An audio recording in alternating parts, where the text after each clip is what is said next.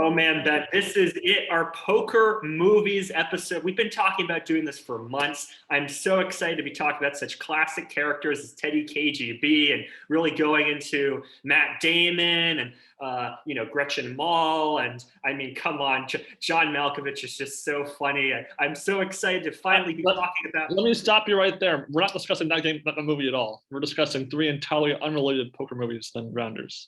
Oh. Okay, never mind. Welcome everyone to our poker movies episode. As I said, Ben and I really have been talking about this for months now. We're excited to finally be rolling this one out.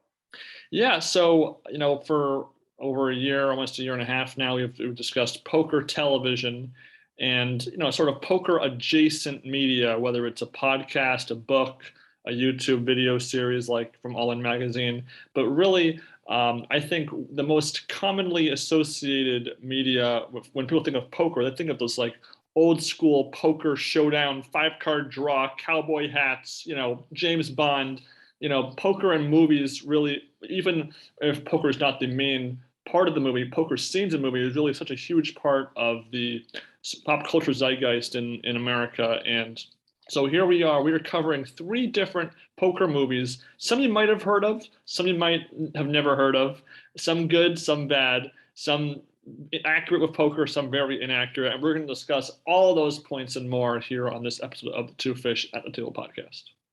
Yeah, I mean, let's just get right into it. I guess we can start off with Molly's Game, which is probably a movie that a lot of you know. This came out a couple of years ago. I think it was nominated for an Oscar for Best Screenplay. It's directed and written by Aaron Sorkin, who did The West Wing and also wrote the screenplay for The Social Network, which is one of my favorite movies. It stars Chastain as Molly Bloom. It's a biopic of Molly Bloom, who ran a high-stakes cash game in Hollywood and New York for a number of years, eventually got busted, and Molly's lawyer is Idris Elba in this movie. And what do you think, Ben? So this movie, it'll be a common thread, but this movie kind of has a double narrative, both kind of anchored by Jessica Chastain's narration to the audience, sort of dovetailing, I guess the narration is more about the past than about the present stuff. But the first half of the movie, again, interspersed, is the narrative of Molly getting caught, quote unquote, and dealing with the legal ramifications of her actions, trying to acquire a legal defense. In comes Idris Elba. And then the other narrative is just how Molly's childhood led her to getting involved into the poker world and then getting deeper and deeper into the often illegal and immoral vibes of the poker world. Yeah, and I mean, Aaron Sorkin, if you've ever seen anything he's done, he has this very, fast-paced, smooth-talking dialogue where everyone always has a witty one-liner. Everyone sounds like they scored a perfect score on the SATs. And I mean, that's really on display here. He also has a very flashy directing style that's, more reminiscent of sort of Martin Scorsese than anything else. Cut to sort of clips of, like in the opening, it's Molly talking about how she used to be a competitive skier. When she's talking about different sports, you see like little clips of these different matches and things before she starts to ski, and she talks about all these statistics. So it's a very sort of fast-moving movie, even though that there's these two plot threads going in and out. And it's nearly 2.5 hours long, too, and it really does fly by, in my opinion. Yeah, it's about 2 hours and 20 minutes, and it's definitely the longest of these three movies we'll be discussing on this episode. I never found myself looking at the clock, hoping things would sort of wind down. I watched it at the slowest watch speed of the three films. I was watching these movies. We normally, we used to watch the poker episodes at 2x speed. I found myself resisting the urge for Molly's Game. And I'm a big fan of Social Network, so a lot of that style of Aaron Sorkin definitely shines through. And it's funny, I'd actually seen a couple of clips of this movie a number of years ago, just the poker specific content involving Harland and Player X and whatnot. But the rest of the movie was completely fresh for me as far as what I had seen and hadn't seen. I'm very curious, Sam, prior to rewatch, was this a rewatch for you, or had you seen it before? I had seen it before, yeah, all the way through, all the whole thing. Okay, and did you find that you found any deeper appreciation for any part of this movie, having already watched it once? I think the technical aspects of the movie, like there's definitely little choices that Aaron Sorkin makes, like right at the beginning of the movie when the FBI raids Molly Bloom's house. When Molly is being shot, she's being shot with a handy cam. So the camera is moving around a little bit to show that she's feeling unsteady and uncertain about what's going on. But then when it cuts to the FBI agents, the camera is on the tripod. So it's still showing that they're in command, they're in control. There's just a bunch of little things I noticed in the technical aspects here and there, because with Sorkin, it really is about the screenplay. He's a screenwriter, and this was his first, this is his directorial debut. But he's definitely an accomplished filmmaker. He does know little things about the technique. This movie's by no means perfect. We'll get into some of the shortcomings as we go on here. But yeah, I mean, there's definitely some filmmaking prowess on display here. Yeah, and this is more or less a very serious drama of a movie. There's little moments maybe of levity and comedy mixed in here and there, but some of that kind of comes from just kind of my take on the poker world more than from the actual screenplay itself. But it takes itself seriously, but not so serious that you are like in a downer mood after watching it.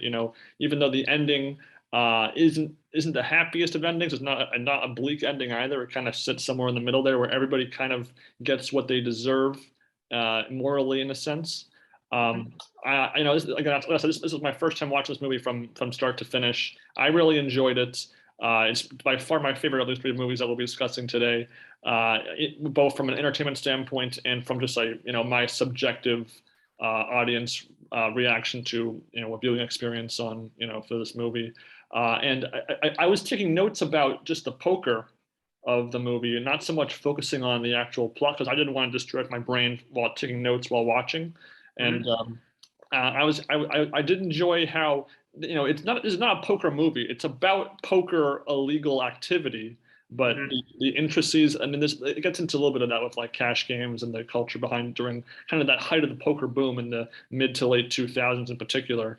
And it was fun kind of trying to pick apart what was referring to what person, as far as name changes or amalgamations of multiple people compiled into one character, like in the character of Player X.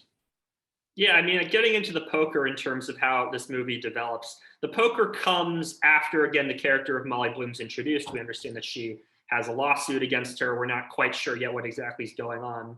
So she's working as a personal assistant after she's been injured in the Olympics. Her boss runs a poker game, and he's treated as essentially an a-hole. You just see the most repulsive human being possible is this guy. It's maybe a little too over the top, but whatever. Anyway, so she arranges this poker game for her boss and her friends, and $10,000 buy-in. So it's very wealthy. We're talking, Hollywood celebrities, investment bankers, politicians, all sorts of famous people. And she manages to stick around and help support the game and run the game. And she's established as a complete amateur. Like, she has to Google terms in order to understand what's going on, which I think is a good way of sort of showing her introduction to the poker scene, and also establishing how smart she is, that by the end of this night, she understands a lot of these terms that, people would grapple with otherwise. Yeah, she's established in her childhood as being a top athlete, a top student, kind of in that a family that was very successful as far as raising proficient children in multiple facets. Some athletes, prioritize education over their sporting activities, and some can kind of strike that fine balance to exceed. And it takes a high degree of intelligence and perseverance to really maintain that balance. I know, having been in school for most of my life, and you as well. But she establishes it's in this place called the Cobra Lounge, and her boss participates in the actual poker game. So it wasn't really clear to me how the Poker Lounge made money, if it was relying on Dean to actually make money in the cash game. I mean, they were tipping Molly at the end of the game, but it wasn't clear that money was going right into only Molly's pocket, or was she sharing some of those tips with the Cobra Lounge to kind of keep the money afloat? Because you're running a business, so to speak, and there needs to be positive cash flow. And it's not really established that Dean was like head and shoulders making tons of money every week and those poker games. So that was one little logic point I was curious about, as far as how that would have worked out in the history of it. Yeah, I think the emphasis is on that she gets tips, because that's how the whole thing building up to that scene is. She's not making a whole lot of money. She's just left her skiing career where she was supposed to go to the Olympics. And, at the end, he makes a point of saying, everybody go tip Molly. It wasn't go tip Molly in the club. So I think the money was going to her. And I don't want to get ahead of myself here, but I thought that the main theme or element of this whole story was really about control. It's really about what people do to maintain control in their lives, to retain control and absorb control from the people around them. Whether it's a father trying to exert his authority on his children at the dinner table, or a boss trying to hold on to a gradually improving and increasingly independent employee, all the way down to the legal system trying to control the narrative of a courtroom proceeding, and a lawyer trying to maintain what is right for maintain the individual control of his client. So that really struck forward to me in a strong way, watching this entire thing, reflecting back on it, just how simple the power of control is on someone's life. Yeah, absolutely. I mean, as time goes on, as the sequence continues, Molly becomes more and more in control of the game. She's the one telling the players, we're going to go over here. She's the one giving people their chips. She's the one doing all of that. And by the end of the sequence, she's able to, spoiler alert, kick her boss out essentially and run the game by herself. And it really just goes to show that poker for her is all about control, that she is in charge of it. Even though she's not a gambler herself, she's running the games, but she's not actually playing poker. She understands the game because she's listening to these players, but it's establishing that her control comes from creating this environment for these men, and then, essentially being in control of what they do at the table.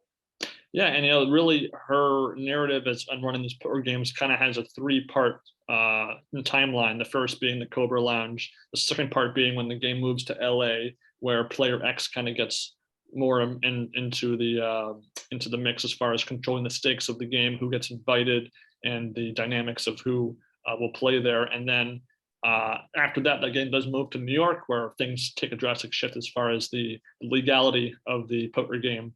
Something that probably made me laugh the most, and I guess unintentionally, was when they referred to a man named Donnie Silberman, who won $12 million in the World Series of Poker main event. Who at first, before they said 12 million, I was wondering who that could have been, just to be 100% certain. And then I realized, oh, Jamie Gold, $12 million.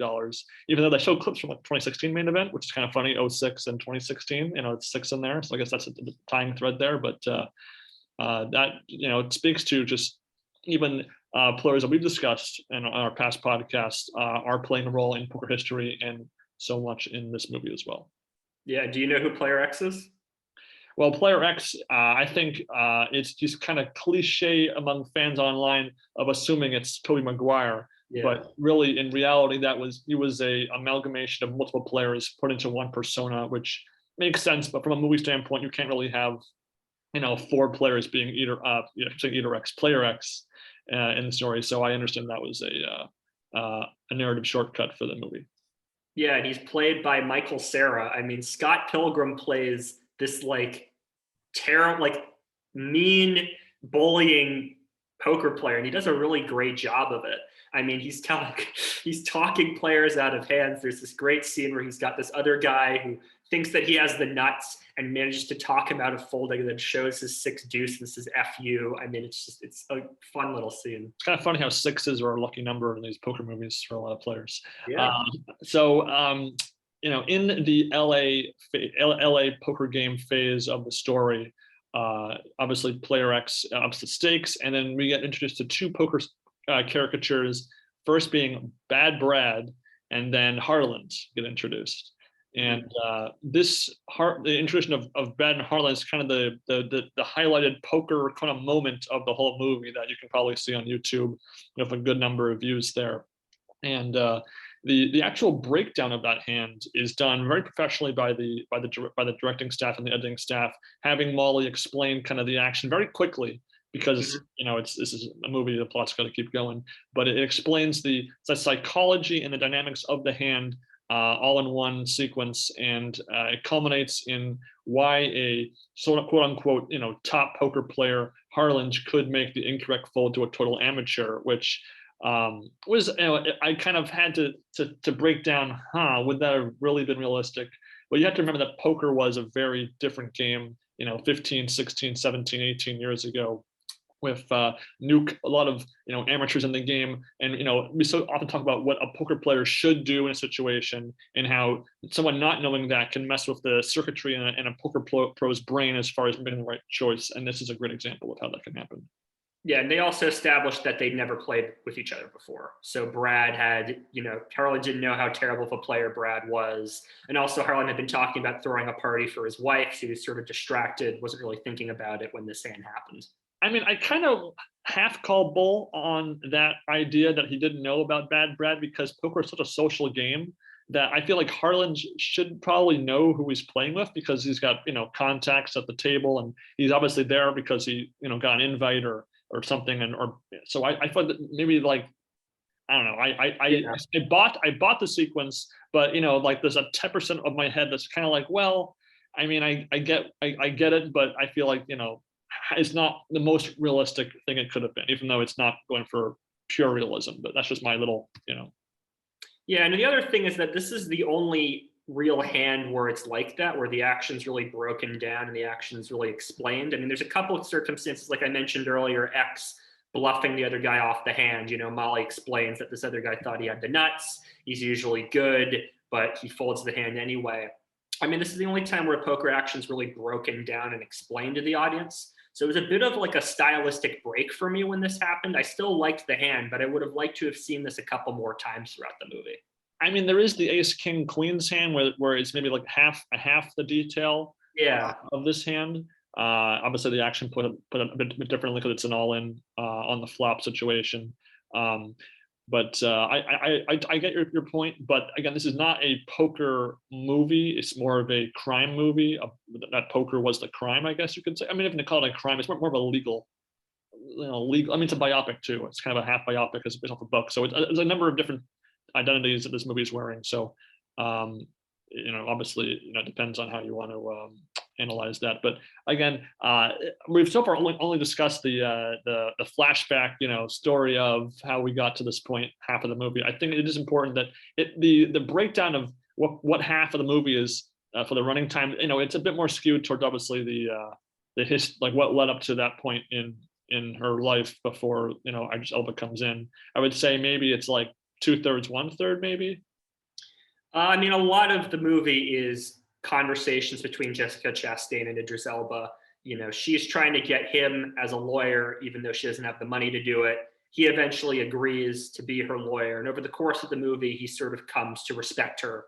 In the media, she's seen as the poker princess. She's seen as this person who's above it all and has all this wealth and trappings, and he learns to see her over time. And the poker is as I mentioned, like the Harlan hand is the only hand where the action's really broken down in detail. And a lot of the movie is something else. So if you're sort of looking for a movie to learn about poker or really be about poker, this isn't really the choice for you.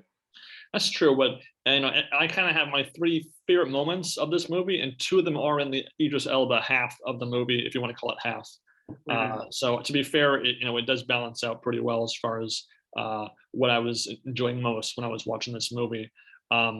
Going back to the poker action though, so Harlan goes on tilt. I think it was a fairly solid representation of what tilt can be. It's not someone going super crazy as far as their behavior is as a person, but on the table, just trying to win it all back real quick to get back to even is kind of that mantra so many players have, and that felt very realistic. And obviously it introduces us to the dark side of player X, who had been bankrolling Harlan and kind of manipulated the situation to work in his favor for a repayment plan after that tilt sequence. And it was nice from a moralistic standpoint that Harlan ended up getting divorced from his wife because of his outrageous behavior. That felt like it was a worthy moment for that character. Yeah, there's this sort of understated motif of what gambling does to you over time. A lot of people end up being associated with the mob, or they run out of money or something else. Like, this is not a glamorous portrayal of poker by any means. I mean, they mentioned, we talked about Jamie Gold being in this movie earlier. Like, they spend a long time, there's a couple lines of dialogue being like, he ran like a god during this tournament. It wasn't skill, it was luck. It's like, even the best poker players have luck on their side. Luck runs out. That's sort of this understated motif that runs through the movie. Yeah, and once either player X takes over the LA game from Molly, things shift over to New York City, where Molly kind of restarts from scratch using her accumulated experience and knowledge to change up the game. The game still being illegal with no rake, but then as sort of not money troubles, but sort of money neuroses kind of kick in when they're worried about not being able to recoup their money from the players buying into the game.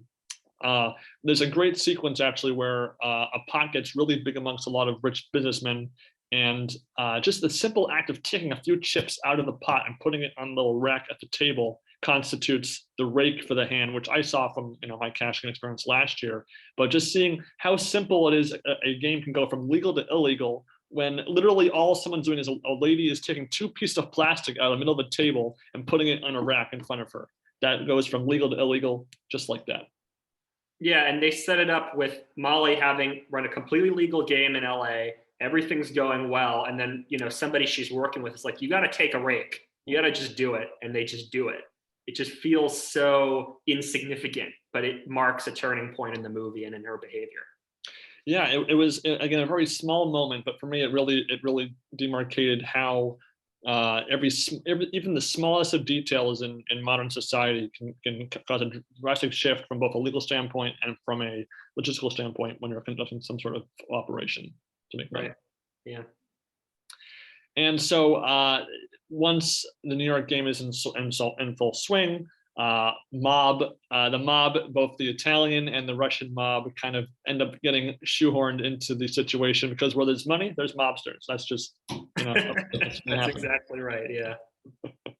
And one of my 3 highlights of this movie is when after a polite declining of a invitation to have the Italian mob be a security backbone of one of her games, Molly gets attacked by a mobster in her apartment in a very brutal, realistic feeling and shot attack in her her home. She gets robbed of all her stuff from her safe. She misputs the code into her safe the first time before the second time doing it. Just little details that I think really show how this is a very professionally made and very detail oriented filming of this kind of scene that really stuck with me after I watched this movie. Yeah, it's a brutal scene. I mean, just the way it's set up. She's told by the concierge at her apartment building, there's packages coming up for you. This big burly guy right out of Central Castings there and just punches her. And again, when it's shot when the camera's on her, the frame rate is slowed down.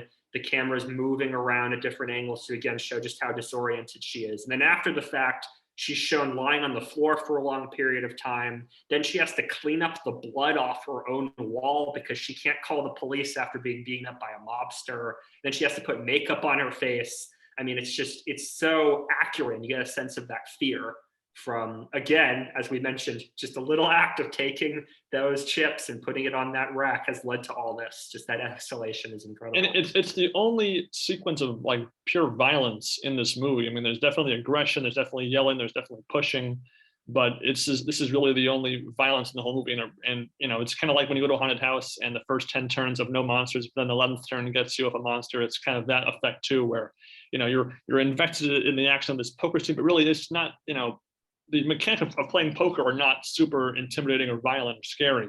Right. So this kind of sets it up well when that sequence takes place.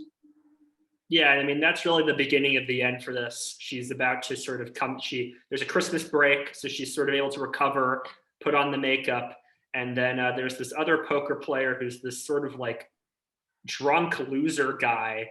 Like Molly says that like when he's like sits down with her, he says some line that sounds like a crime novel title, like "got shot on the river," and he turns out that he was an FBI informant informing on her game. So that sort of shuts the game down, and that brings us into the phase with Idris Elba and her facing her lawsuit.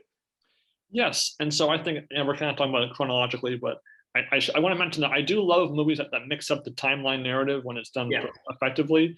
There's a slight degree of unreliable narrator to the narration as well, as far as maybe some names being omitted or words being changed. It's actually a key plot point when she's discussing her book deal, how she had changed some of the language just because that's just how she likes to self-filter herself when she's talking to somebody.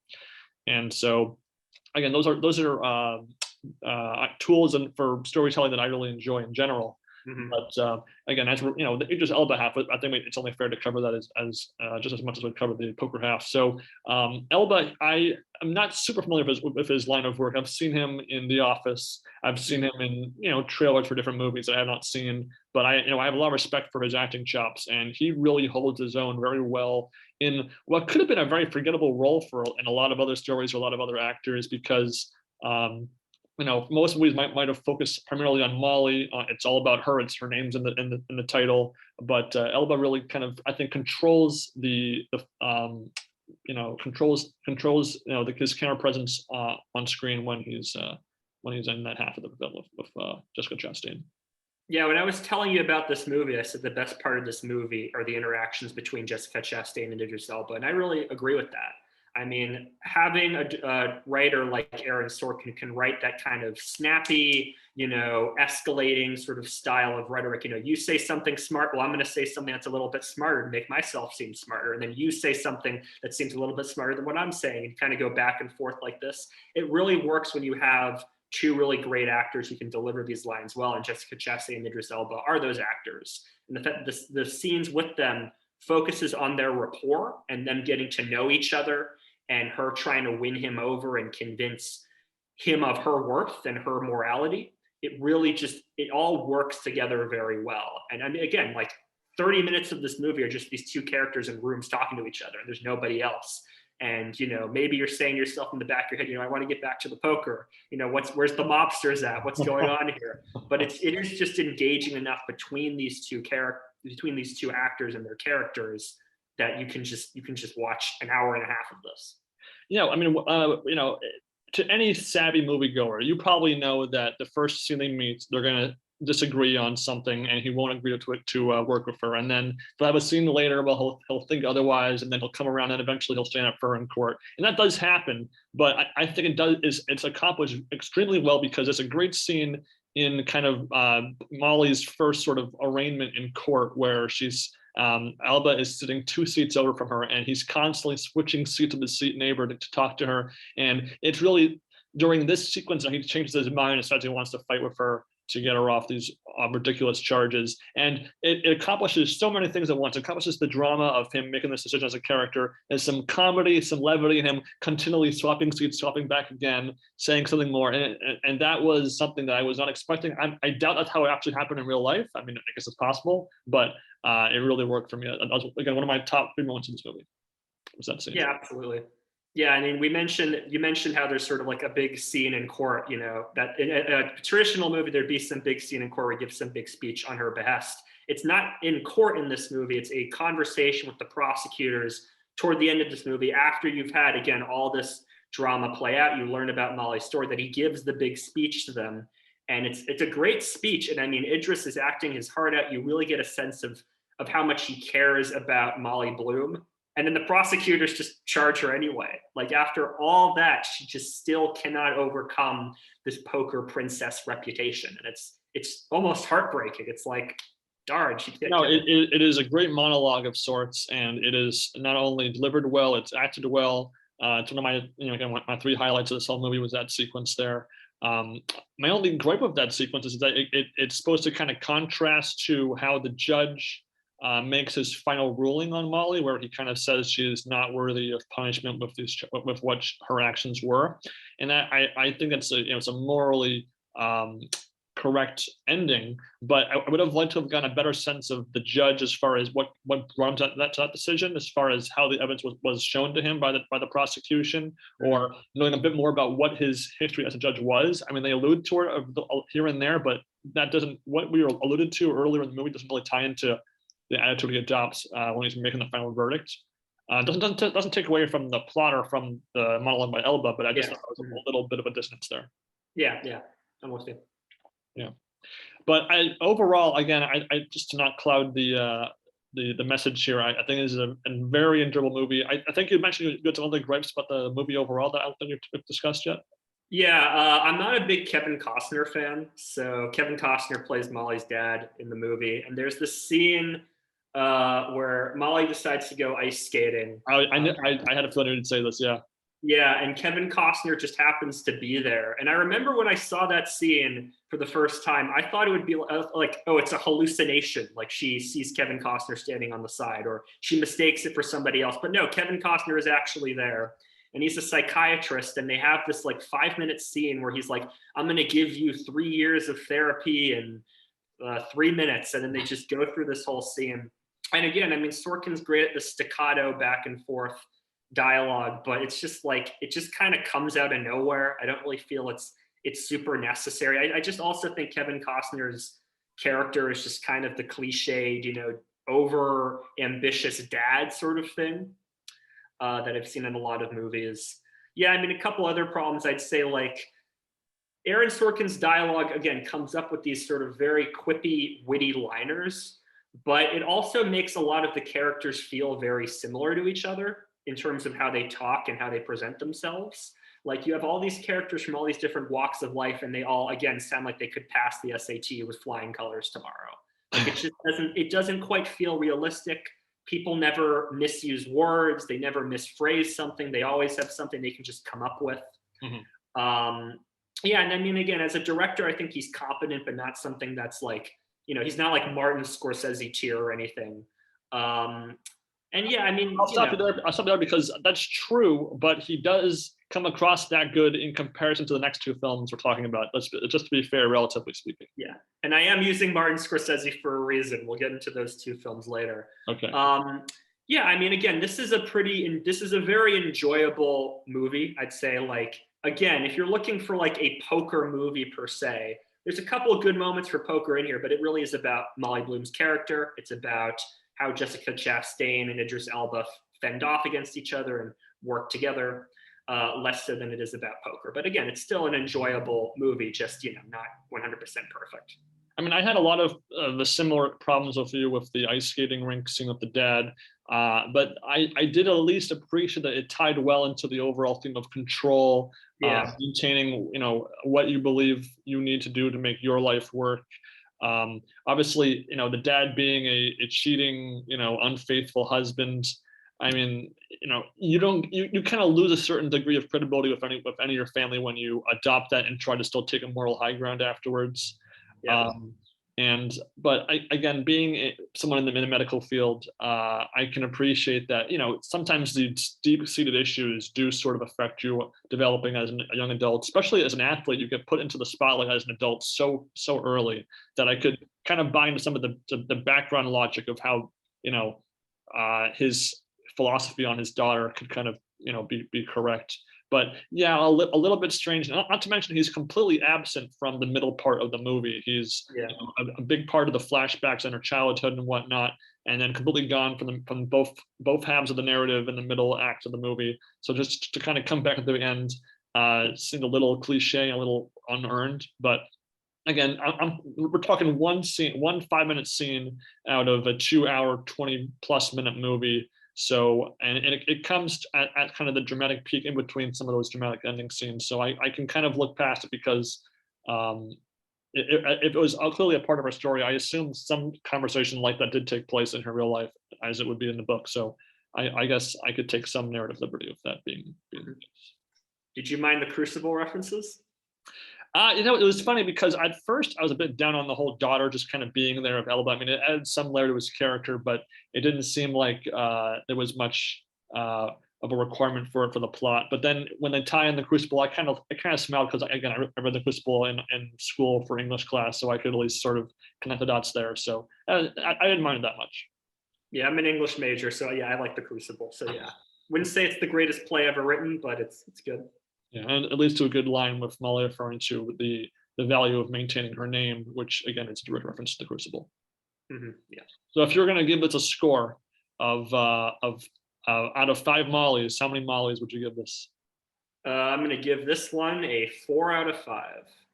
I would agree. It's a very solid movie that if they had fine-tuned anything in the story, it might have made something else out of balance. I think that this really couldn't have been a better movie if they tried. So they did a great job with this work here. And as a poker movie, I think on the like accurate versus inaccurate meter, I would say it's probably like a 4.5 out of 5. I think that they use poker terms appropriately. The limited poker action we do see does make sense from a poker logic standpoint, and it highlights the importance of customer service in the poker world. That's very important. The social component of poker. Your friend plays the game and tells about his other friends. Vouching for somebody. Staking. All that stuff, and also the realistic effects of being on tilt.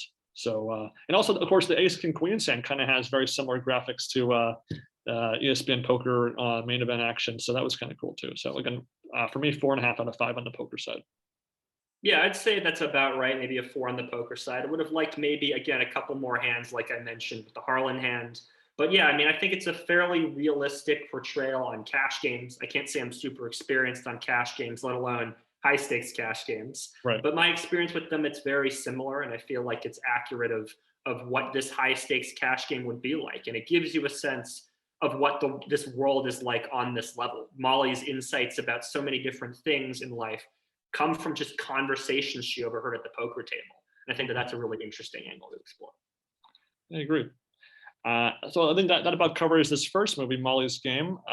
Very enjoyable and fun to talk about, but a movie that I enjoyed considerably less, but have probably 5 times as much to talk about would be a little known movie called All In, made in 2006, starring Michael Madsen and Dominique Swain. One of the most confusing and sort of like what they're trying to focus on, their overall messaging movies I've ever seen in my life. You're just, I'll let you. I'm gonna ramble if I talk anymore. So you start your little. So All In is a story of Dominique Swain, who isn't like a huge name or anything, but she's been in like TV shows and stuff. She is a medical student whose father was Michael Madsen, who was this gambler, poker player guy. One of his friends is played by Louis Gossett Jr., who was an Oscar-winning actor once. So she's going to medical school. Her father has died in a car accident. And her friends are like, hey, we're all broke. Let's go play poker. And so she goes and plays poker at first, I think it's supposed to be a cash game, that one scene. And then she does the all-in poker tournament. I party poker. Is the most confusing poker tournament in terms of the logistics and how it works that I've ever seen. And I mentioned she's a medical student, right? So she goes to medical school, and the whole thing is like, this is the first time ever that we're going to be allowing first-year students to have hands-on experience in hospitals. And so she goes to this hospital, and there's this guy who's doing the worst house impression you've ever seen in your life. He's like super angry, and he's like, I wouldn't allow first years to be in here. Dominic, you're screwing all this stuff up. Like, we see her, like, she shows up late to the first time she's supposed to be there. She can't wash her hands properly, like all sorts of stuff. And it turns out that he is extorting money from patients in order to do surgeries and treatments, which is the weirdest plot thread, one of the weirdest I've ever seen in a movie. It goes on for like 30 minutes, all these scenes. There's all these scenes of him, like, of these people are supposed to be undocumented immigrants, and they're like crying. They're like, the doctor says I need to give him $10,000 in order to get surgery. Like, this happens like a couple times. It's like a soap opera. It's very strange. I mean, so this movie is like 1/5 Grey's Anatomy, 1/5 21, 1/5 Daddy Issues, and 1/4 like medical school, like Scrubs Medical School. It is all over the place. And honestly, a couple of the basic plot beats I actually kind of was intrigued by. Right off the bat, the movie begins off with out of order storytelling. Big shocker. It begins with a quick scene of Ace, that's our main character, played by Dominic Swain, at the final table of the All-In Poker Championship. And then it comes right back to her childhood when she's peeking on her dad and her dad's friends playing poker. And then it goes back up to leading up to her going to medical school. But for some reason, again, poker films and beginning out of order with storytelling seems to be a common thread here. As a member of the medical community for almost a decade now, I appreciated that there was this odd mixture of hospital and poker drama, my two like passions, basically kind of into the same movie. Is kind of funny in that respect. But not only both the medical and the poker plot points are all completely unrealistic. Some individual ideas are technically accurate here and there, but in the grand context of the whole movie, they're completely inaccurate. Everything's inaccurate. I mean, the dialogue is some of the worst dialogue I've ever heard in a movie. Every single line tells you something about the characters, but doesn't actually show anything. Like Ben mentions how there's this flashback at the beginning with Michael Madsen and Louis Gossett and his friends. And there's this really clunky dialogue to establish that Michael Madsen's a veteran. Like they're just kind of like, oh yeah, like back in the day, we used to be in the same military regiment or whatever. And then there's this line that Louis Gossett Jr. keeps saying, and they keep repeating throughout the movie where he goes, is you in or is you out? And they like keep saying that line over and over again throughout the movie to try to like make it a catchphrase or something. I have no idea. It's not funny the first time. It's not funny any other time. It's just so awkward, the whole movie. Like it's unbelievable. So, it's funny, like near the start, Ace is going off to medical school. She got a scholarship. Her mom had divorced her husband. So, they were kind of living together. And the mom is kind of like meant to be like this like super religious Christian, like medicine is bad. If you go, you're doing the devil's work. Very cliche, but had the plot ever come back to this plot point of what it's like for a parent to be, anti-medicine and have their child go into medicine, that could have been something there as far as, just that basic idea of the tug of war between supporting your children but supporting your faith.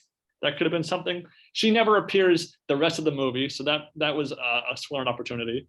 Obviously, medical school scene. She, Swain's first day. She meets a couple of friends. She has two roommates. So there's 3 guys and 3 girls. They kind of get together for a study night, and then that morphs into poker night. Okay, that's I guess college, and it was more like college and medical school, but I could buy that a bunch of young adults wanted to find this balance between having fun and studying, but none of the characters really stand out from each other as far as their personality. They all kind of act the same, they all talk the same. The girl roommates, it's not clear if they're medical students immediately off the bat. I guess they are, right? Because they're all studying, but I'm not sure. Probably the worst scene of this whole movie is this poorly edited, like awful music montage of the guys and girls playing strip poker. It is. I feel like we've broken Sam here, guys. Keep going. I mean, they're basically taking off their clothes like out of order. Like they're supposedly playing strip poker, but then by the last hand, they're playing like teams, guys versus girls. Again, I'm a very harsh critic when it comes to movie music. If a song is bad, it just drives me off the wall. The song that plays during this montage is in that category of horrible. And for some reason, this movie has a fetish of 6'3" offsuit or 6'3" suited, because the girls apparently go all in of 6'3" suited, risking all their clothes and nudity and vanity on the line. The guys have aces, of course. The guys make 3 aces, and the girls are very straight. No. Oh, it's such a bad scene. I can't believe it. Like it's clearly just in the scene because they have 6 young, attractive actors and they want them to have their clothes off. Yes. That's the only reason why it's in the scene. It's so badly edited. Like, oh my, you mentioned the music. The music throughout this movie is terrible. Yes. Like for the opening credits, there's this like generic stock music. Like if you go to like some stock music website and you type in casino, like this is the song that'll come up. Like all throughout this movie, there's just these terrible, annoying, yet also very bland pop songs in the soundtrack. They have like lyrics too. So it's like over the dialogue and you hear these lyrics and it's like, what the heck is going on? Now, I think it's important to mention that this was kind of a TV, like direct-to-video kind of level movie. It was not in theaters. It's low budget. There's a couple of names that you might see on IMDb and other films and stuff. Swain and Madsen, for example. But it kind of felt like one of those like Lifetime or like ABC Family Hallmark level movies and that sort of ballpark that you see all the time on cable nowadays. Pretty bad. But then the movie kind of takes a bizarre twist where they decide that we're gonna, to pay for medical school, we're gonna go play poker at a casino and make money. But Swain's character Ace is supposed to be like really good at poker, I guess, but then she kind of acts like she's not good at poker with her friends. Like, I don't know, I don't really know poker all that well.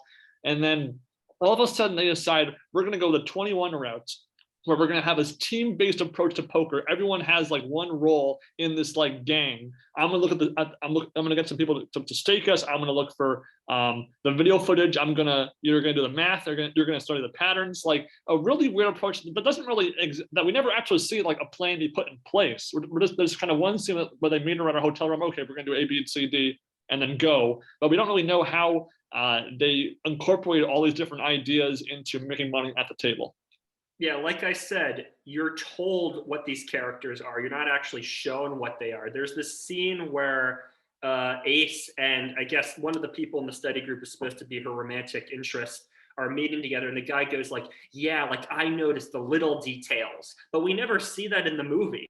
Like we never see any of this. Like, oh, one person's raising money. We never see them ask for cash. So we have no idea what's going on. Mm-hmm. And Ace is like, we should mention here, like it keeps flashing back to this conversation between Ace and Michael Madsen in their room where they're just like talking and it's not really about anything. Like they're just kind of like talking to each other, and it would be like this like 2-minute, like it's a long flashback. It's like a minute long, and then it's 2 minutes in the present day, half of which has this like terrible pop music over it. Then it's back to the Madsen scene. Then it's another 2-minute scene, half of which has this pop music over it. Then it's back to Michael Madsen again. I think there's a Hollywood edict where you must have in a poker movie the narrative cut back to two folks in a room talking and then cutting back to it later. That's just like it's in every Hollywood rule book that you have to do that. It's so true. Yeah, I mean. Yeah. We discussed some of the poker. We'll cut to some of the medical drama because, as you said, their first day of medical school, they're conveniently told, oh, for this year, for the first time, we're going to allow first-year medical students to be in the hospital seeing stuff, which is not realistic. But I could at least appreciate it gives them an excuse to have them all in the hospital to begin with, because so many other films might have just had them be in there anyway, as if that was how med school actually worked, which is again far from the truth.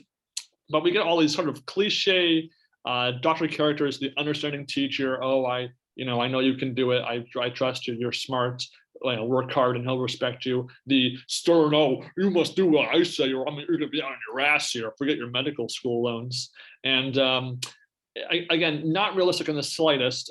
First-year medical students, even if they would be allowed in the hospital shadowing a doctor, they would not be actually touching patients or doing anything at that point. That is years too early for that to be the case. They would be, studying, textbooks and doing anything but going actually into the hospital, doing that sort of stuff. That's inaccurate, but that's fine. If anything that actually took place in the hospital led to some character moments or realizations that affected the poker action or something like that, I could almost forgive it. Nothing like that at all. They're almost entirely separate until the third act, where it's band-aided into the action of the poker scenes. And kind of drove me nuts in that respect. Yeah, and I mean, going over so how the first medical school scene takes place in a classroom. All the students come into the classroom and they sit down, and then the teacher talks for exactly 1 minute, and then the class is adjourned. Like that's the whole class. Like there's just a green. There's just like a whiteboard with his name written on it, and that's all the information there is. And then he tells them to memorize all 200 bones in the human body by next class. In one day, all 200 bones in the human body. Like, I was like just astonished. I'm like, how can you write this line of dialogue? Well, so there's one thing I call bullshit on, is that these are medical students. They've been through high school, they've been through college. They did some pre-med stuff in college to qualify for med school. So they might already have all the bones like memorized by that point. Like, I'm not kidding. Like, some college classes do have, anatomy classes. So it's not unreasonable to test the students maybe on the first week. Like, let's see how much from, your first degrees, so that, you can move on to the more advanced stuff that you wouldn't cover for an undergraduate. But still, totally ridiculous. Again, I could again see a film like in 21. I want to draw a lot of comparisons to 21 here, I guess, where there's a balance between maintaining your college work or your med school work and the gambling side and the personal side. Having time for your friends or your poker, team, having time for your classes. Maybe you missed a test because you were playing poker tonight that late, and that affects, and everything's kind of collide. That does not happen in the slightest. There's one scene of them studying, never again. There's one scene of them meeting up to be a team for poker, never again. There's one scene of her playing her first game at the cash game, and then it goes right to the next story beats. There's no connective tissue to this, pun intended, I guess, in this movie. There really isn't. I mean, it's astonishing. I mean, like, it's just hard to describe. I'm just shaking my head here. I mean, I guess getting into this cash game, right? So they all say like, all right, Ace, this is what you're gonna do. We believe in you, blah, blah, blah. And so she goes off, and no offense to Dominique, I'm not trying to make fun of her or anything, but her acting in this scene is terrible. She's trying to pretend like she has no idea what she's doing, and it just comes off as very artificial. She's like, what is this? Like, what game are we playing? Like, what's a blind? Like, all this stuff. And then we see like one hand, and that's it. Like one hand. So there's a little montage of her being kind of this like idiot bimbo sort of poker. It's obviously it's all an act. But I wasn't convinced it wasn't not an act, because we don't see like what their plan is. Okay, you're gonna act like a total idiot, and then you're gonna fold all these big hands face up. She folds jacks and queens face up, which even if you were trying to like set a trap, you want to play those hands. Like, you're losing chance to win money here because she waits to get aces. Okay, but you don't win with aces every single time. And in fact, she actually has to get lucky on the river to even win a hand with pocket aces. So what was the plan here? You're going to fold all the hands you're supposed to make money with, and then hope that you maybe win one hand afterwards? It doesn't make any sense. And also, it's so blatantly bad that I feel like any half-sane person at the table would see through that, and it would work totally against you too. So very strange. Really strange. Yeah, I mean, she has top set when I think it was two other players have sets, and then one guy has a straight, and she rivers a boat. Like, what the heck? Not to mention, he had a boat, and one of the straight flush outs would give something like quads. So even when you're trying to hope that the board pairs, that wasn't even a good spot. It's just so bizarre. I mean, yeah, and so she does all this awful, fake. What's a blind? I'm not blind, or whatever. It was pretty bad. The only poker accuracy I really could draw from that scene was that women are cliche, but still can be underestimated at the table by men, especially if they're on the younger side. That had a hint of truth to it, sort of in there. I gave him a little bit of credit for that, not a ton, but a little bit. The only thing I give the credit for in this movie is that everyone gets two cards. About it. I mean, there's a heavy emphasis by the team in the hotel room that live tells are like the be all end all. And I'm not saying they don't exist, but they definitely don't exist to the extent that they do in Hollywood, especially in this movie.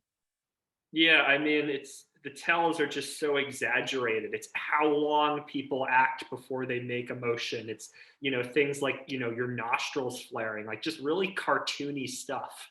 Now, timing tells, if you recall, in 2 Months, 2 Million, timing tells was one thing that they exposed in Biffer, how long it would take for him to put a raise in. So that one, at least we've seen in practice in real life. So I could, again, I buy that a little bit. I give him a little bit that isn't the most unreasonable, like subtle tell to use as a plot point. I'll give him that.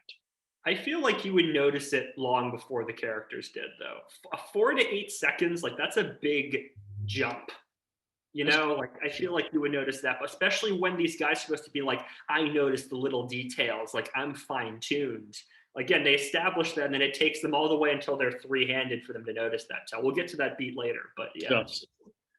So the plot detail is that they win about $4,000 in that cash game montage. I guess from like 1,000 to start, so they kind of quadrupled their money or something, which is odd because she wins a three-way pot, so you think she'd triple it up, and then she apparently had more than that because she had folded all. I don't know. I don't know. But the next major plot poker scene is something called an all-in satellite tournament, which is presumably everyone pays 1K in a sit and go. Top prize gets a $10,000 buy-in into the big tournament to win the grand prize. So all-in satellites do exist for big tournaments. So that is technically something that is factual. However, the blinds begin at 10 and 15. That's a little strange. That exists now, but didn't 16 years ago. Yeah, it's just, I guess it's supposed to be a satellite because she plays against Louis Gossett Jr. in this, and Louis beats her, like she loses. And then Louis goes, oh, well, I already have a buy-in to the tournament, so you can just take my chip. Which, it's just like, then why are you playing in this tournament? Like, if you already have a buy-in and the prize is a buy-in, they didn't say you won cash for it. I don't, maybe there was a line of dialogue missed. Now, there's no getting ahead of ourselves here. There is kind of a plummet where this is all a master plan by the not dead dad and his friend to help the daughter out. The thing is that he has to assume that they'll both just naturally get the heads up play for that to even matter. Yeah. I guess he was just trying to give it away by calling a 6-5 suited against 2 jacks pre-flop. It's like, oh, whatever. It doesn't matter what I have. Either she wins or I give her the chip anyway. But so I guess that call is explained in a way, like from a poker gameplay standpoint. But of course, she makes 3 jacks and the guy rivers a straight. Oh no, because every hand is a pocket pair against 2 cards that can make a straight. The pocket pair makes a set and the 2 cards make a straight. So that's just poker stars rig poker right there too, obviously. Yeah, and it's like, it's a very odd scene because we haven't seen Louis Gossett up until this point, and then he just appears. And it's like, does she recognize him? You'd think that there'd be a line of dialogue or something like, oh yeah, I remember you used to play with my dad. Or he would say something like, oh yeah, I remember you, Ace, how's everything going? But there's no line of dialogue to establish this. And then later, as you just mentioned, there's this sort of plan with Louis Gossett and Michael Madsen to kind of get money for Ace or whatever. And he like walks up to her and is like explaining to her, like, your dad actually faked his death. I faked his death, as though they were like confidants or friends or whatever. And it's like, what is your relationship with each other? Like, the relationship between these characters is so badly portrayed. Like, yeah, they have 3 scenes together and they're complete strangers in one, and then by the 3rd one they're hugging. So it doesn't make any sense to me. It was just, again, very strange. And all the while, there's like one scene to establish a romance between the one of the medical school boys and Ace, and that's, again, gets 1.5 scenes basically. They get a restaurant dinner scene, and then they like don't kiss at the door afterwards, and then that never comes back again afterwards. Meanwhile, we're seeing Dominique Swain have trouble in the hospital and in med school, getting comfortable in the situation, trying to connect with patients while the doctor's like, well, you can't do that. No, what is this, Patch Adams all of a sudden? Exactly. Yeah, that's what I thought. Oh my god. Like we have budget Grey's Anatomy and budget Patch Adams in it, and then budget poker, because so again, she qualifies because she gets the chip from the guy. So it's a 10K buy-in with we're told a $5 million grand prize at the very end, though. Which means that you'd have, they don't say like, how much second place is or anything. So I assume this is like a main event comparable to like 2005, because the main event had, 5 million as the top prize for Greg Raymer in 2004. So I have to assume maybe we're supposed to have like 2,500 players to get that prize, but we don't see that at all. We just see, we see like one, moderately like a bingo hall sized poker room. Nowhere do we see nearly enough players to warrant there being $5 million for grand prize. Yeah, and just as a side note, the set for the casino looks terrible. There's no slot machines, there's no lobby, there's no anything else. They clearly just they probably just rented out a bingo hall, and it's just casino on the front. Like, there's no name for the casino or anything. It looks so cheap. It's so bad. The chips look cheap. It looks like they just bought clay chips for like $5. The cards look bad. The felt looks bad. It's just terrible.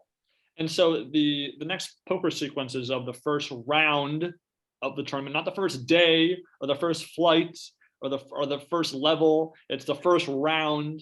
And we don't actually see any of the actual poker play in a hand. We don't see her being nervous. We literally see her supposedly with her friends. She's playing scared, and we see this awful little thing of her chips like dwindling, like do do do do do do. And then all of a sudden, after one pep talk from her friends, she plays not scared, and then just naturally, oh, she's a great player, even though we had not seen her actually play poker at all. We saw her in the heads up for like 2 hands, I guess, but she just shoved jacks pre-flop. She 2-bet shoves jacks, so that's again, you don't play jack with the heads up people unless you have like 5 big blinds, and we don't actually see. It's not established that if she was really any good at poker as a kid. I mean, she watched her dad play. She knew some of the terms. She saw her dad have 6-3, which, by the way, she couldn't see the board from where she was standing. So how did you know that 6-3 is a bluff in that spot? By the way, I mean, it could have been a 6-6-3 flop, and it's not a bluff. Exactly. Yeah. I mean, if anything, we've seen her as a terrible player. She gets lucky constantly. She's terrible at her table talk. She's folding all these premium hands. Intentionally folding.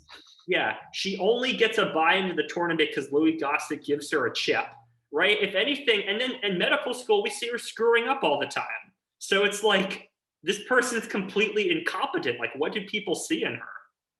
Right. And why did her 5 friends pick her to be like the one in the arena? Like, she could have been one of the consults for like the person who plays. Like, I think, I guess the idea was that she played poker since she was a kid, or she knew poker since she was a kid, so she had like the basic, grasp of the game. She was like, but even then, you can still transmit that information and support to your friends who's playing. So that wasn't made clear. And then so she starts winning chips in this first round, and then the next poker scene, she sits down and she runs out of the room at the sight of her dad / the ghost at the table. I thought that was kind of interesting. Not interesting. I guess that was maybe the one little bit of acting that I maybe appreciate a little bit. I guess just kind of like the shock of seeing someone who thought was dead and then running out of the room. Not the level of Molly's game in the slightest, but relative to the rest of this movie, I guess that was the best acting moment. I thought it was one of the worst moments. Oh, you did? It was really cartoony. And also, Michael Madsen's beard looks really fake. Yes. I mean, again, I'm setting the bar pretty low for like the best scene. I don't know. I burst out laughing when she ran out. I'm sorry, to be honest. That's fair. And then so we actually do see a hand kind of play out after she runs out of the room. Ace has King 3, and the board is 4 King Queen 6-9. So she kind of floats with King 3 to get to the river, and then she ends up folding. So again, King 3 is an odd hand to show because pretty often in poker movies, the hands we say are pretty polarized. Either it's big pairs or like total junk. And King 3 is total junk, but to the average Joe, it might not be as junky as you might think junk should be. And she's a top pair. Yeah. I'm sorry? What? I said, and she does a top pair. So I'm like, it's kind of a weird. Yeah, it's a weird spot. Yeah. Weird spot, yeah. And then the last hand of that sequence, she'll take the pot and the game, whatever that means, because she has 6-5 against a pocket queen. So again, this is the 6 high against that overpair, and the board comes out 3-4 King Queen. She floats the flop, which I guess is not unrealistic, open in a straight draw, and then hits the river with the 7 on the straight to make a straight, and then the guy goes crazy, calls with 3 queens and loses. And again, the biggest WTF poker moment of probably this entire movie, which is saying something, is after that hand, the final 2 of a table qualify for the final table. What the heck does that even mean? I have no idea. I was really confused. I'm like, what? Takes the pot in the game, number 1, who says that? And then number 2, both make it to the final table? Like, they're not going to play it out? Yeah. What happened?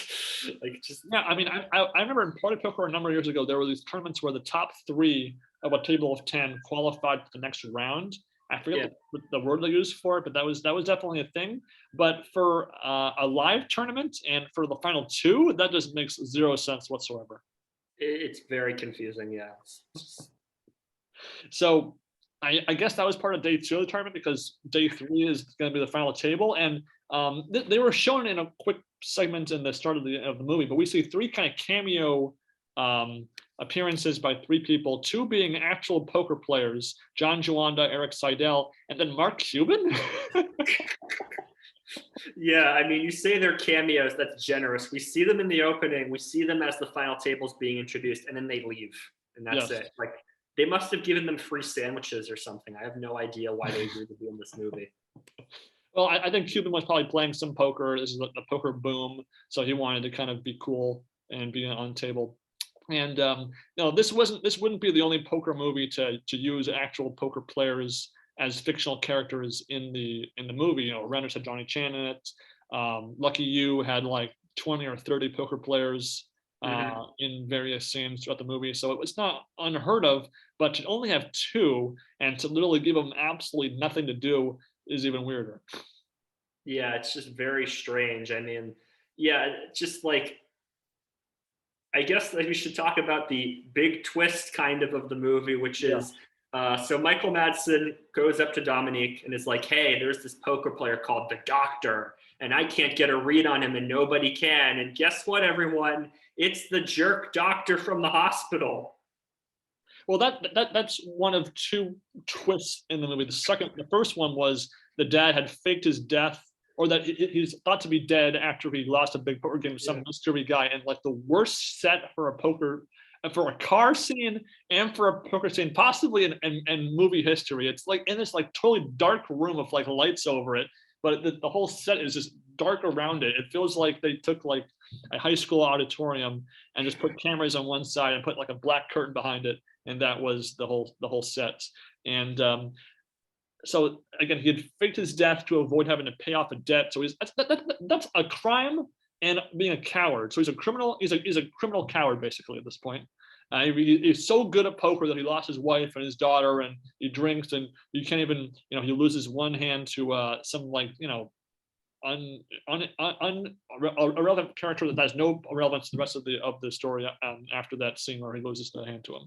So and I love it when he's turning over he's pushing his chips and he goes, I've never lost an all-in before. Really? You've never gotten cooler? You've never misread somebody? What do you mean you've never lost an all-in before? I know. I mean, because the implication was kind of that whenever he goes all in, the other person always folds. But no, that does not happen. Bad players exist. They might call with a pair of fours when you have ace high, and he thought that he didn't realize what a bluff was, and that's about something weird. But that never happens. It's a a generalization cliche that is unrealistic.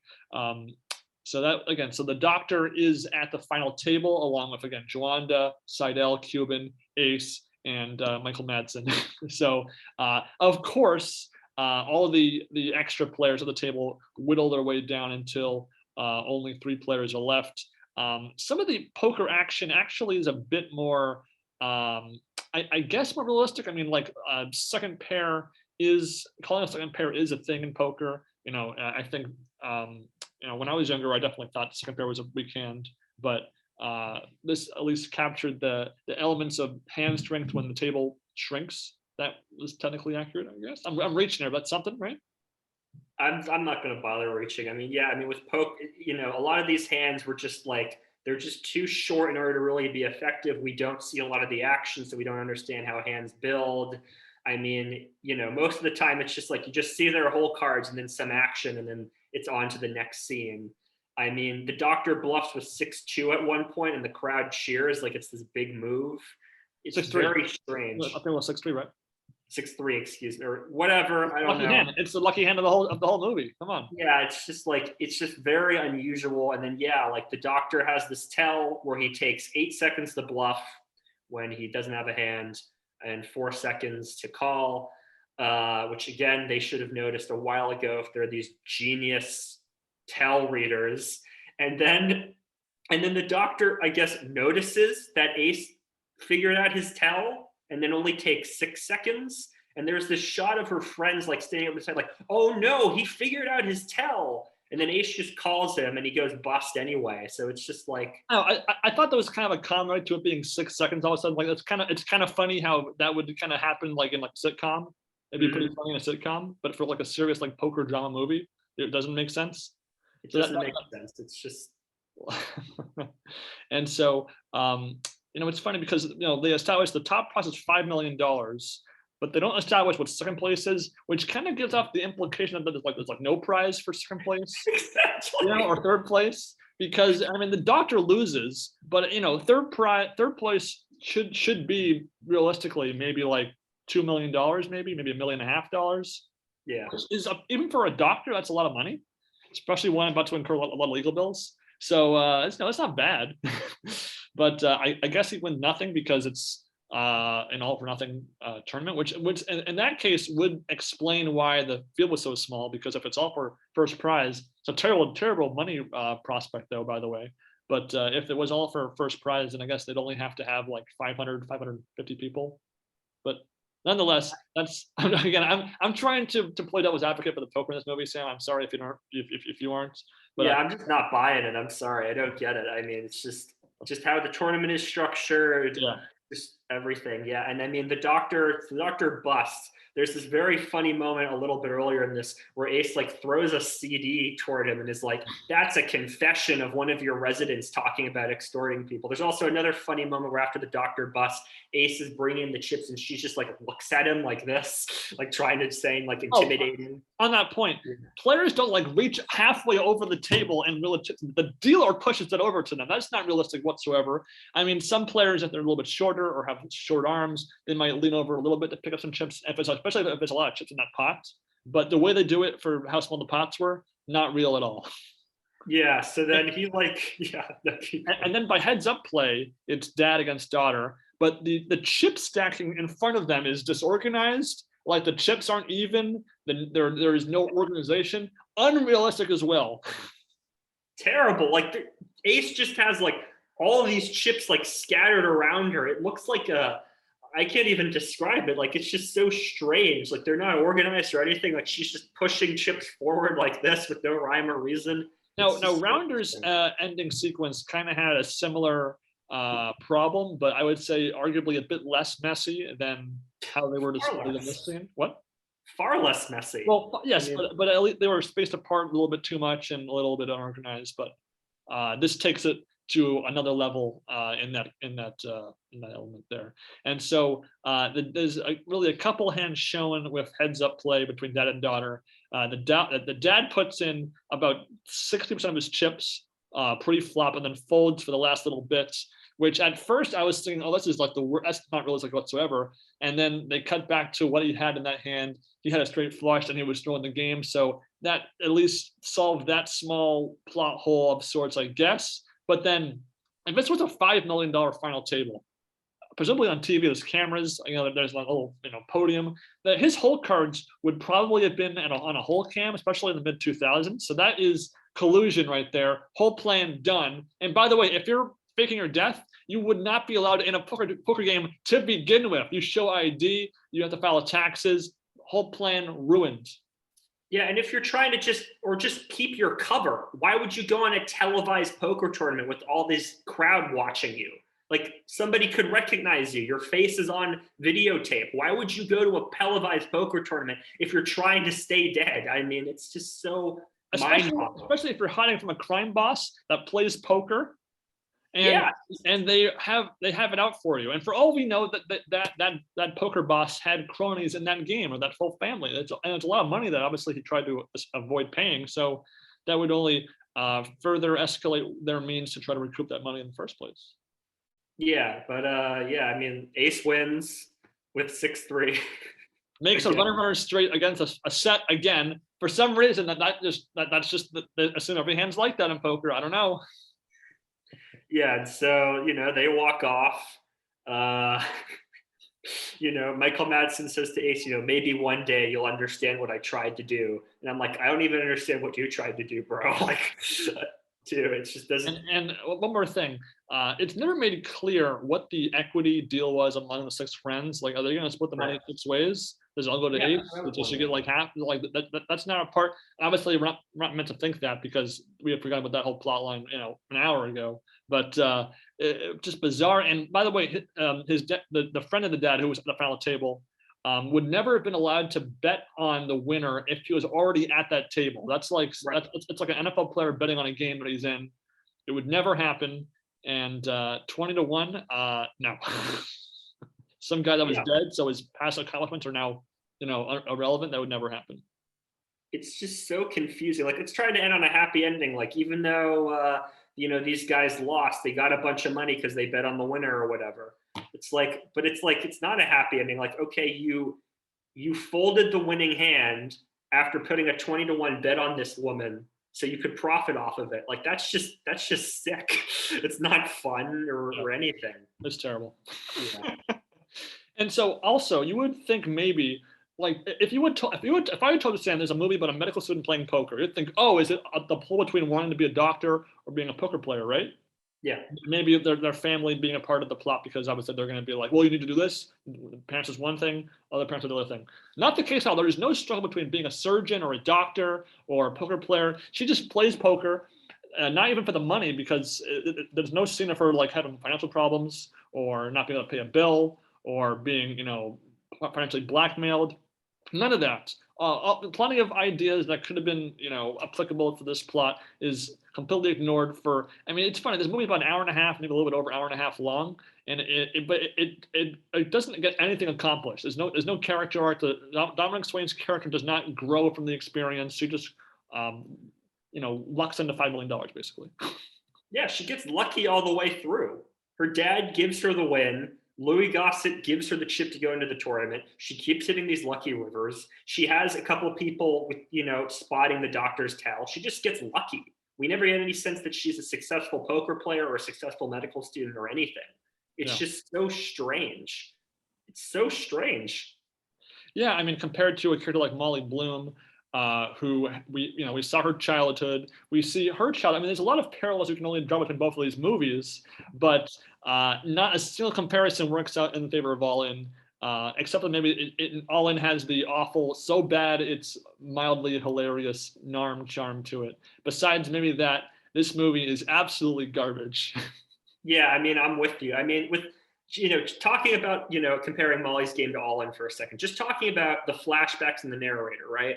With Molly's Game, there's a clear reason why there's flashbacks in the story. She's talking with her lawyer about herself. She's written a book about herself that she's trying to make money off of. There's a reason why these flashbacks are in the story and why there's a narration over the top. There's no reason why these flashbacks are in All In. They could have put all of the flashbacks in the movie in one scene and let that scene play out and develop the dialogue, and it would have been better. Or they could have just cut the flashbacks out, which would have also been fine. There's just no rhyme or reason here. I could have imagined a great movie which cuts with her in medical school and playing poker, interspersed with what her dad taught her as a kid, whether it was about poker, about life, or about people. That could have worked. She's having trouble connecting with a depressed teenager patient, for example. You have to. The dad says to her, even the mom says, you have to connect to her. Tie something in your childhood to her to relate to her as a patient. And then at the table, spotting, what to do when someone's angry at you. You play off it. You roll off the punches. Something basic and cliche advice. Give us some sort of connective tissue. Again, I'm saying that term again, to connect one part of her life to another one, because poker and medicine, you're both dealing with people. But they don't really have much interaction. But create some interesting connections between both worlds of human interaction there, and you could have had a half decent idea for a movie. Even with bad pop songs, I can forgive bad pop songs and zero burger friend characters if you give me something that I haven't seen before, and I just didn't get that. Yeah, I guess just having a subplot that goes on for 30 minutes about doctors extorting their patients and performing operations on illegal immigrants, I suppose that's that's. They're trying to sell you medicine to make poker look better by comparison, I guess. Is that what they're going for? I don't know. I think they just wanted to make the doctor character super villainous. And it's like, why don't you just have him act like a D-bag at the poker table or something?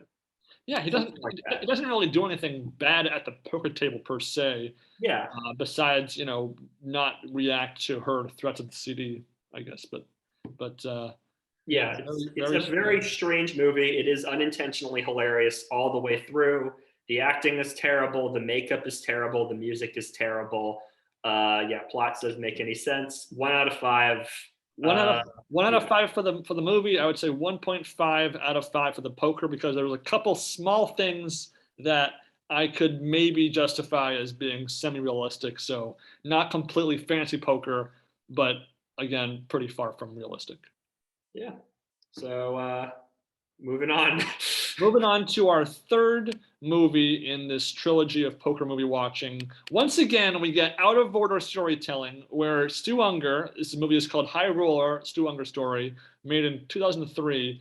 The movie is constantly intercut with Stu Ungar's in his motel room or motel room, right? Motel room, talking to some mysterious figure as he discusses his life, starting back from his childhood all the way up to modern day. So again, for some reason, this poker movies like to do that storytelling tool. He's essentially deaf, the guy he's speaking to in the hotel room. Like, it's the framing device for this movie is Stu Ungar talking to death about his life story. What? Why? Why can't you just like have it so that he's writing a book or he's talking to a friend about his life or just not have the flashbacks at all? Like, they keep cutting back to this motel room to comment on things you've already seen, you just saw. There'd be like a scene, and then the death would be like, yeah, Stewie, so you're some legend or something. And Stewie would be like, why don't you just kill me, man? You know, why don't you just get this over with? And this happens like 10 times during the movie. I mean, it's maddening. Yeah, it's very strange. And, he's wearing his little Stu Ungar glasses indoors, which is always kind of funny. I guess it's to demarcate the old Stewie and the older Stewie. Because there's nothing else that does. Michael Imperioli is the guy who plays Stewie. He plays Stewie from when he's 17 years old onward. Michael Imperioli looks like he's in his early 30s. So you have no idea how old Stu Ungar is supposed to be when you're watching large portions of this movie. Like, it's unbelievable. Yeah, and it's funny because this movie actually coincidentally feels kind of like a combination of Molly's Game and All In merged into one, because one is being a biopic but also being about sort of a how my childhood got me to this point in my life story. Again, that's generalizing both movies a ton, but just sort of the basic skeleton of both movies that's kind of combined into a Siamese twin skeleton in this movie. Yeah, I mean, it's. I mentioned before how Martin Scorsese would be a good thing to bring up, because this movie is really trying to be like Goodfellas. You have this narrator over the top who's, a little colloquial and a little snarky, and then you have these like very long mob sequences. The first like 30, 40 minutes of this movie is just like Stewie as a kid and also as a teenager, just like hanging out with the mob and playing gin rummy with them. Like, it has nothing to do with poker or really you learn anything about Stewie. Like, you just learned that he was this good gin rummy player and he hung out with the mob. That's about it for the first 40 minutes. Like, it's just insane. It's funny because I am only as familiar with Stu Ungar's story as his Wikipedia page can tell me. So yeah. I knew overall some of the basic beats of his life. And because I didn't know everything, there was a certain degree of information that I was happy to learn about his life, even if it was a little dramatized here and there. I at least wanted to see what would happen next, just because of my fascination with history. I like documentaries about people. Sometimes matter. So not quite like if as a documentary, this movie drew my attention in that respect. It's just on everything else where it falls apart for me. Yeah, I mean, it really does. It's just as cheap as All In. There's really bad music, not as bad as All In's music, but it's very generic sounding. The movie just looks very, very cheap. I mean, there are these really weird little moments of comedy throughout the movie. There's this one scene where Stewie goes to talk on the phone with somebody who he's asking out for a date.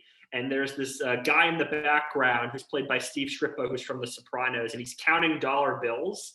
And there's people who are walking by, and he keeps getting distracted, so he has to start over and count the bills again. This goes on for like 2 minutes. Like, the conversation isn't that interesting, and the comedy is just really weird. Like, why is this in the movie? Why do I have to see this? It's like, what are you trying to do? Mm-hmm. No, I agree there. I mean, I kind of like seeing him, as a kid, we get to see him have this father figure and then like a extra father figure, and how that, again, all these movies come down to daddy issues. It's funny. Out of order storytelling and daddy issues, that makes up a poker movie. Those are the two things you got to have to be a poker movie. Be a bad poker movie.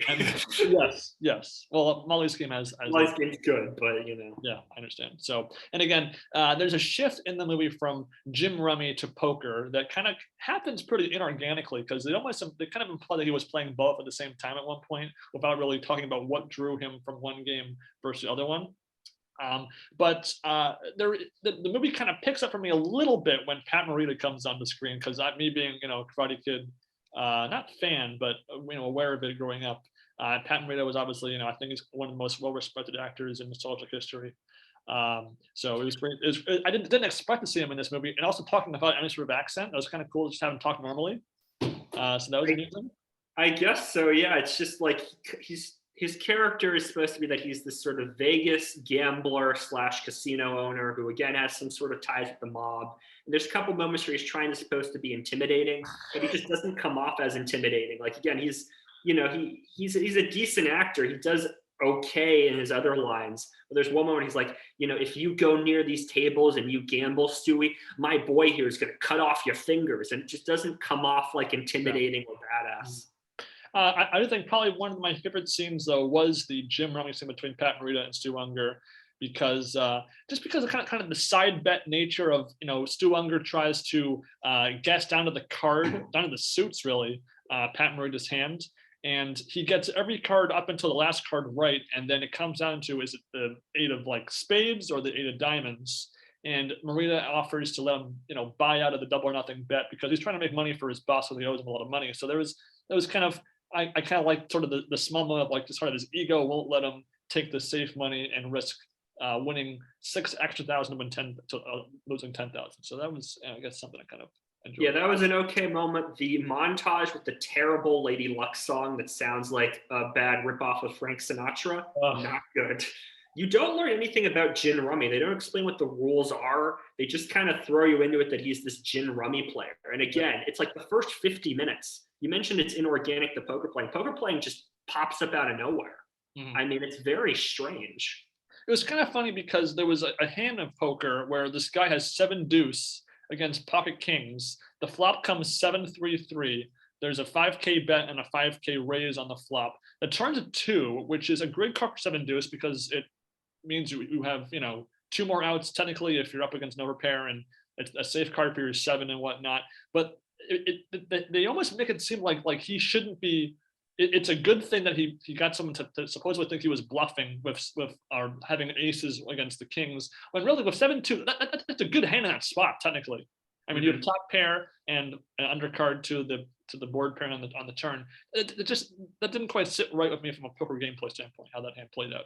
Yeah, so that hand is actually based on a real hand with Jack Strauss, where he had, I think it was 7 deuce, and the other guy had pocket kings. But with that hand in real life with Jack Strauss, it was established that the guy with the kings had raised pre-flop, and that there had been a couple of minutes for him to kind of tank before Jack Strauss said, if you give me $5,000, I'll turn over one of my 2 cards. That hand in real life played out so that he could make that decision and get him to fold his hand. Whereas in this movie, this scene takes place in like 15 seconds. Like it goes by very, very quickly. There's not enough time to let things settle. The acting is also terrible in this scene with both actors in this. And also afterwards, so he has 7 deuce. He turns over the deuce. The guy's like, you got pocket deuces and you hit the turn and screw you. And he storms off. And the other players are like, yeah, you hit that lucky turn, huh? And he's like, well, not exactly. Turns over the 7. And the other players at the table go, you could have turned over either card. Oh, really? I couldn't figure that out. Like that why did that line of dialogue have to be there? And everyone's like, hey, let's buy cocktails. Like everyone's like freaking out. It just seems so hyperbolic.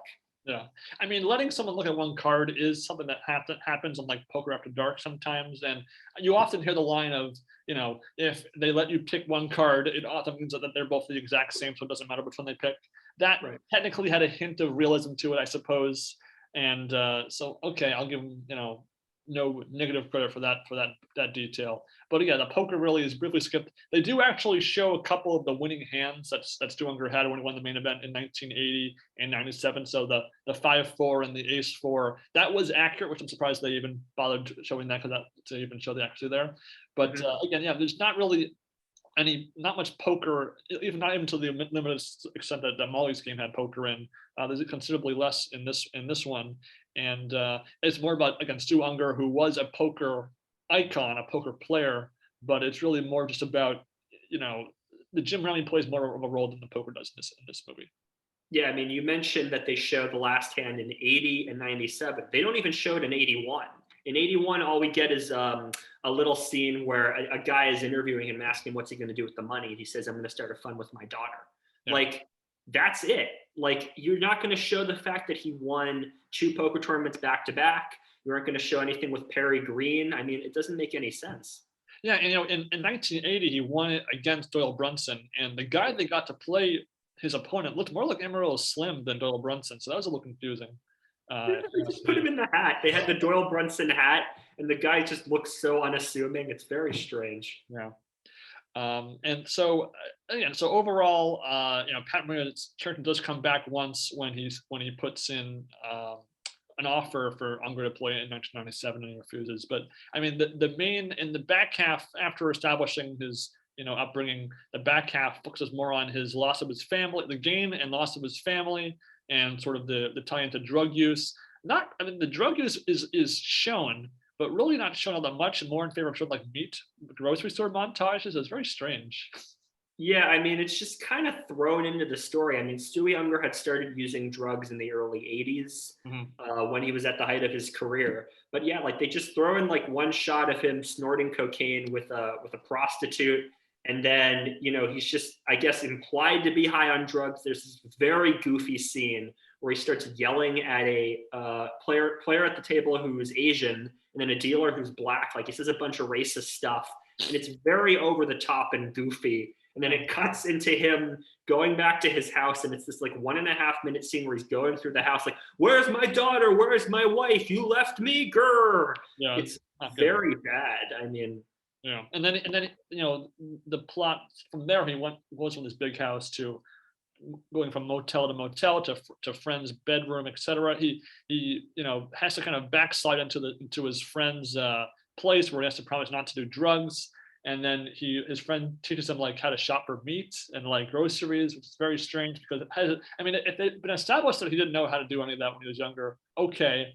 But they didn't do that, so it just seemed like out of nowhere. And this is, the story of Stu Ungar. I don't want to see a scene of him in a grocery store. That doesn't make sense to me at all. Unless he like got almost shot by a gangster in a grocery store, he should not be in one for a movie about him. Yeah, I mean, the last 20 minutes is just very strange how they set it up. I mean, I suppose it's like the grocery store stuff. It's supposed to show he's recovering. Yeah. But it's like, it's not well conveyed. Like, it's not interesting to watch. Again, you've done so little with the poker stuff up till this point. There's no mention that he won 2 other bracelets as well. Like, he won 5 bracelets, was one of the best poker players of his time. And off of this, you would just think he was some gin rummy player who got lucky in poker and then snorted a bunch of cocaine. Yeah, and not to mention, I felt like they should have played up more of his name of the comeback kid. Yeah, it just kind of felt like it was another part of the checklist of things to show in his life that he won the main event 97. Didn't feel like it was any sort of building up to that achievement at all. Yeah, I mean, that's a good way of putting it. This is a checklist of his life. Okay, here's his childhood, check. Here's his mob connections, check. Here's his gin rummy stuff, check. 80, 81, drugs, 97, check. Like, it just feels so callous almost. Like, yeah, I mean, you almost could have just had a pure documentary about his life and have some reenactments. It feels more like a bunch of reenactments in a movie. It does, yeah, absolutely. That's kind of the takeaway. And again, it's a story that I wanted to see, and I wanted to see what happened next, just because of my overall, my place in the poker world as far as how I interact with it and how I learn more about it every day. But but as a movie, it just doesn't work. And again, it feels like a TV movie that should have just picked somebody else if you wanted to have this sort of bizarre presentation of a life story. Yeah, I mean, 97 is at the very end of the movie. We see him reuniting with his daughter, who he's only shared like one other scene with. So this reunion doesn't land very well. And then, we just see the closing hand. And I mean, that's it. Like, that's all that we know as a poker, and then he goes back to the motel room with Death, and there's like a heavenly choir and there's this bright light outside and he goes out and that's the end of the movie. Like it's very odd. Like it feels, it's almost like it just doesn't feel triumphant that he's won another tournament. It doesn't feel like, you know, he finally redeemed himself or anything like that. It just kind of ends. The movie stops. I mean, the framing device is someone talking to their own mortality, and then it ends with them dying. I could imagine that narrative technique in a different movie working very effectively when there's more emotion involved. But really, this is a very unemotional journey that we as the audience take with him. I mean, we see him, you know, fall in love, sort of. I mean, it's to say fall in love. We just kind of like, you know, has one date and then they break up and then they get back together and they get married and they're miserable. And that's, you know, not a very, you know, balanced, you know, sort of journey for a, you know, for one romance that's only one, you know, step in the sort of, you know, checklist of things of his life. So it doesn't really work for me in that respect either. Yeah, there's this weird scene where his wife wakes him up while he's sleeping and asks him, "Hey, can you look at these paint samples and see which ones should go in the living room?" And Stewie, of course, is like, "I'm trying to sleep. Like, why are you bothering me?" And she goes like, "I'm pregnant." He storms out of the room and she goes, "Stewie, I'm pregnant." Like it's like a soap opera. It is, and again, that scene was probably in my mind. Honestly, I'm glad you mentioned it because I thought that was the most like out of balance scene of the whole movie because it's trying to accomplish that the marriage is falling apart, the rest of it is falling apart, that she's unhappy, and she's pregnant, by the way, and that at least if the scene ends with him reacting to it or something like that, that would have made it a bit more of a complete circle to that scene. But it just moves on to the next scene without any acknowledgement of that ending of that point, to that transition point at all. Yeah, it's just, yeah, I mean, scenes just don't flow together very well. A lot like All In, there's a lot of montages to try to move from, Yes. you know, periods of time. But again, nothing really lands. It's not visually interesting. There's this like weird like montage where like Stewie is gambling and his wife is buying a house. And there's this like song about dreams over the top and something. And I understand what that's trying to do, right? It's trying to say Stewie's so focused on gambling, he's neglecting his life. But it's like it just occurs too quickly. It comes out of nowhere. It comes after they've had a scene where they've reconnected. So it's like what, they reconnected and then immediately fell apart again. Like, what am I left with at the end of the day by this movie in terms of who Stu Ungar was as a person? Like, you just see him as a loser pretty much. You don't see him as this great poker player. No, I agree. You know, whereas with All In, I, you know, saw some basic plot points that I thought could have been a whole movie that were not touched upon at all. Here it's kind of the opposite, where I have a plot point that I really want to see play out. This is the history of it, and it's done horribly. So you know, so where I have like, I enjoyed this movie on like one small level, seeing the story of somebody that I know, you know, a little bit about, that is a pretty unique story that I can't point to some other figure in history that's had a very similar, you know, journey. But just the execution is absolutely atrocious. The acting, I mean, I'm not an acting expert, so I'm usually the last one to say, oh, the acting was great or terrible for anything. It didn't like set me off on fire with how awful it was or how this particular one scene was done very well. It just kind of, I have no real remarks to make about the acting. Yeah, I mean, as I mentioned, Michael Imperioli, who was also on The Sopranos. You have Steve Shrippa and you have Michael Imperioli, both on The Sopranos in this. He plays Stewie from when he's 17 onward, does not look like a 17-year-old. Also, when he's 45 years old and in bed, he does not look like a 45-year-old man. They do nothing to show, you know, 30 years of age. Or his nostrils are supposed to be messed up by then or something. I don't know, it was something there. Yeah, the reason why he wore those blue glasses was because his nostrils had collapsed in from so much drug use. And they treat like him buying the glasses like it's some like triumphant moment or something. I mean, it's like the scene in Hot Fuzz when he gets his sunglasses from the gas station. Basically, it's just a throwing moment that's supposed to be this big deal. Yeah, but I mean, anyway, like Michael Imperioli, like I think he's, you know, he mentioned that he did a bunch of research on gambling. I saw an interview of his about this movie, and he also spoke to Doyle Brunson and a couple other players who knew Stu. Like, I think he's trying a little bit, but I don't think he's very convincing. At the end, when he's like crying to the devil, I didn't find that convincing. You know, when he's just like sitting there at the poker table after he's won in '97, like, what am I supposed to think of your emotions? Are you happy? Are you sad? Are you ashamed over how your life has gone? just very confusing mix. And then yeah, like it's just so weird. Like the rest of this movie, it's So if you were going to give this movie a score out of 5, how would you rate it? 1. I mean I liked it ever a bit more than All In, and I gave All In a 1. So I have to go 1.5 out of 5 just to be a little bit fair to All In. And then the poker again there's very little poker in this movie.